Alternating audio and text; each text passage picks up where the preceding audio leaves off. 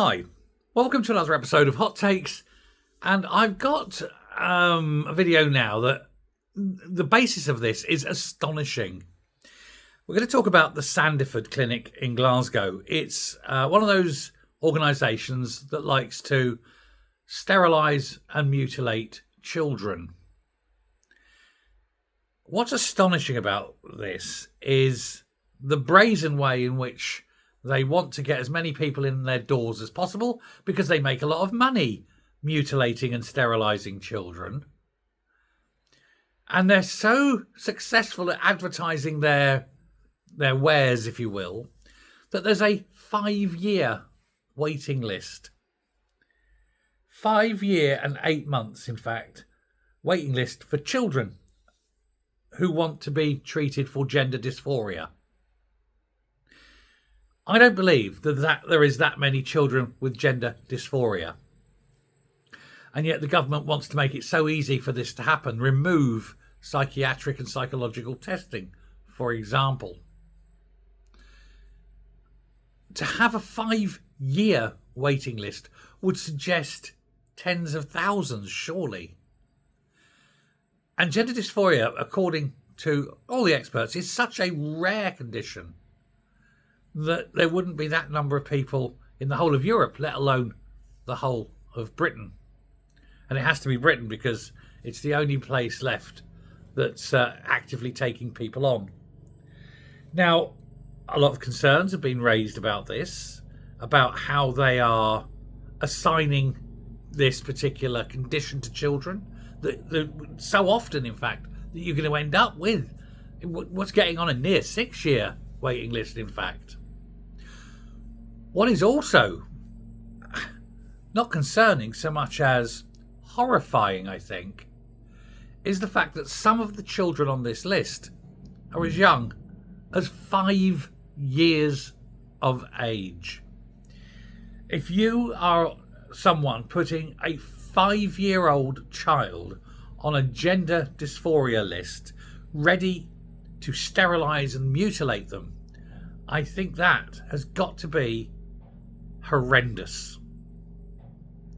I would certainly question deeply the parents, because this isn't normal. This is parents pushing an agenda. And I think the parents themselves represent a danger to the child for even considering doing what they're doing with a 5-year-old. There is nothing at the moment stopping them whipping things off. There is an embargo on the various, treatments with regards to puberty blockers. They've been banned, as well as the chemical changes they can make, for girls adding testosterone and changing gender by changing one's hormones. There's no hormonal ban. There is a ban on puberty blockers, but that's not quite the same thing. Now,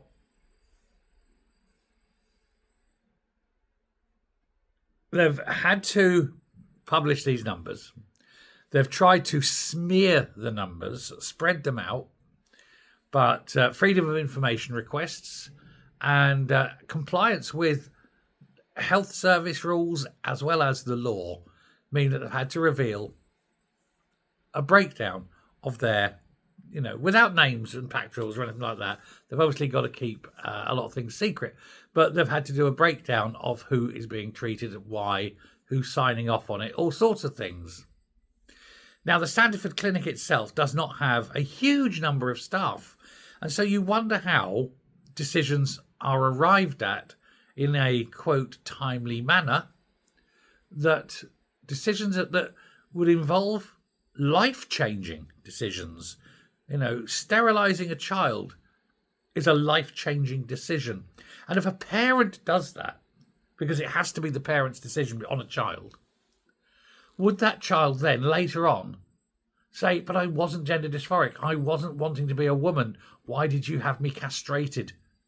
Why did you sterilise me? and then suing the parents for doing it. I would love to see that. And I would love to see parents sued into smithereens and the courts stand up on the rights and sides of the child. One of the things that is never talked about, especially among the trans community, because they think it's the worst kind of treachery, is those that have gone through the gender changing, they go back because they realise the problem is psychological, not physical, and that they weren't gender dysphoric at all. They were depressed or autistic in some way, or there was some other psychological issue. And the trans lobby don't like talking about that. Do you know how many people who undergo this treatment regret it? Often very quickly afterwards. It's huge. It's over 75% of people regret it within the first 6 months to a year. Because they think, oh, I'll do this and it will solve all my problems that I have in my head. And it doesn't, because the problems, of course, are in the head.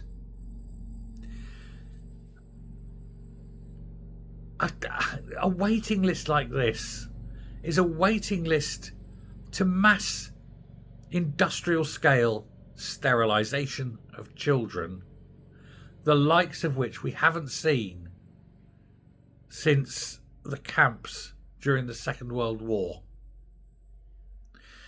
And I think the doctors, nurses and the staff and all those involved, all the lobbyists, Stonewall, all these people, they all need to be classed together because of what they're doing, what they're pushing, what they're trying to normalise is a crime against humanity.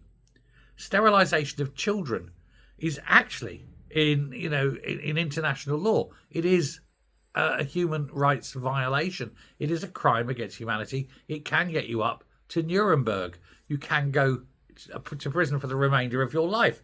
If this was done, in any other field, there'd be war crimes. It's war crime material, isn't it? And yet these people are doing it, advertising it, and are proud of it. They're proud to say that they like and are able to sterilise children like this. I think these monsters should have their licences to practice medicine removed, this gender clinic closed, and anyone who has these urges should, in the first place, be given major psychiatric counselling. Certainly they should not be sent to a clinic with a 5.5 year waiting list to have their ghoulies cut off at the whim of some mad doctor or at the push of a lobby group like Stonewall, or just because the parents would rather have a trans child than a gay child. Thanks very much. Bye.